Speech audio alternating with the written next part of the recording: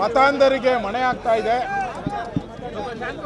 ಅದ್ರ ಮುಖಾಂತರ ಬಾಂಗ್ಲಾದೇಶದವ್ರಿಗೆ ಏನಾದರೂ ಒಂದು ಸೈಟ್ ಸಿಕ್ಕಿದ್ರು ಸಹ ಅದು ಕೆಟ್ಟ ಪರಂಪರೆಯನ್ನು ರಾಜ್ಯದಲ್ಲಿ ನಾಂದಿ ಆಡ್ತೈತೆ.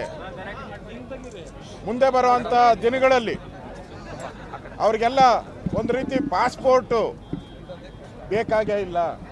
ಬಾಂಗ್ಲಾದೇಶದಿಂದ ಡೈರೆಕ್ಟಾಗಿ ಬೆಂಗಳೂರಿಗೆ ಬರೋಕ್ಕೆ ಇದೇ ಸಾಕು ಹಬ್. ಬೆಂಗಳೂರನ್ನು, ಕರ್ನಾಟಕವನ್ನು ಬಾಂಗ್ಲಾದೇಶದ ಹಬ್ ಮಾಡ್ತಾರೆ. ನಮ್ಮ ಚಿಂತೆ ಇರೋ ಅಂಥದ್ದು ಕನ್ನಡಿಗರಿಗಿಲ್ಲದೆ ಇರೋವಂಥ ನೆಲ. ಬಾಂಗ್ಲಾದೇಶದ ಮೇಲೆ ಕಾಂಗ್ರೆಸ್ಗೆ ಪ್ರೀತಿ ಯಾಕೆ? ಅವ್ರನ್ನ ಬ್ರದರ್ಸ್ ಅನ್ನೋರು. ಕಾಂಗ್ರೆಸ್ ಪಾರ್ಟಿಗೆ ವೇಣುಗೋಪಾಲ್ ನಮ್ಮ ನಾಯಕರು ಅಂತಾರೆ. ಆಮೇಲೆ ಆ ಪಿರಿಯಾರನ್, ಕೇರಳದ ಪಿನ್ರಾಯನ್ ಅವರ NDA ಪಾರ್ಟ್ನರ್ ಅವರು, ಸಾರಿ INDA ಪಾರ್ಟ್ನರ್ ಅವ್ರಿಗೇನಾನ ಪ್ರೀತಿ ಇದ್ದರೆ ಈ ಕಾಂಗ್ರೆಸ್ ಅವ್ರದ್ದು ಜಮೀನು ಇದೆಯಲ್ಲ ಅಲ್ಲಿ ತೊಗೊಂಡೋಗಿ ಕೊಡಲಿ. ಕಾಂಗ್ರೆಸ್ ಲೀಡರ್ಸ್ದು ಜಮೀನು ಇದೆಯಲ್ಲ ಅಲ್ಲಿ ಕೊಡಲಿ. ಇದ್ಯಾಕೆ? ಕನ್ನಡಿಗರದ್ದು ಇದು. 7 ಕೋಟಿ ಕನ್ನಡಿಗರಿಗೆ ಸೇರಿದ್ದು. ಇದು ಕಾಂಗ್ರೆಸ್ಗೆ ಸೇರಿದ್ದಲ್ಲ. ಈ ಜಮೀನೇನಾದರೂ ಕಾಂಗ್ರೆಸ್ ಪಾರ್ಟಿಗೆ ಸೇರಿದರೆ ಕೊಡಲಿ ಇವರು. ಇದು ಕರ್ನಾಟಕದ 7 ಕೋಟಿ ಜನಗಳಿಗೆ ಸೇರಿದ್ದು ಜಮೀನು. ಇದನ್ನು ಯಾರೋ ವೇಣುಗೋಪಾಲ್ ಹೇಳಿದ್ರು ಅಂತ ಕೊಡೋಕ್ಕೆ ಸಾಧ್ಯನೇ ಇಲ್ಲ.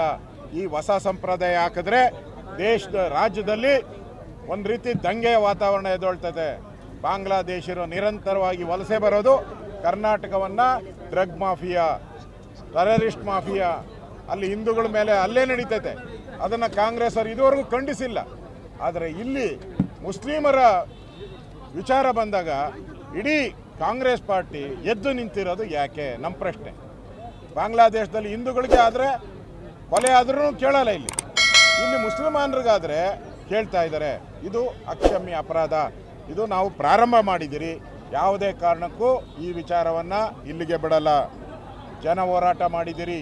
ಮುಂದೆ ಬರೋ ಅಧಿವೇಶನದಲ್ಲೂ ಕೂಡ ಇದರ ಬಗ್ಗೆ ಧ್ವನಿ ಎತ್ತುತ್ತೀರಿ.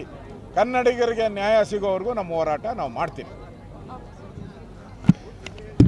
ಲೇಟೆಸ್ಟ್ ಹಾಗೂ ಇಂಟ್ರೆಸ್ಟಿಂಗ್ ಸುದ್ದಿಗಳಿಗಾಗಿ ಬಾಸ್ ಟಿವಿ ಕನ್ನಡ ಚಾನೆಲ್ನ ಸಬ್ಸ್ಕ್ರೈಬ್ ಮಾಡಿ.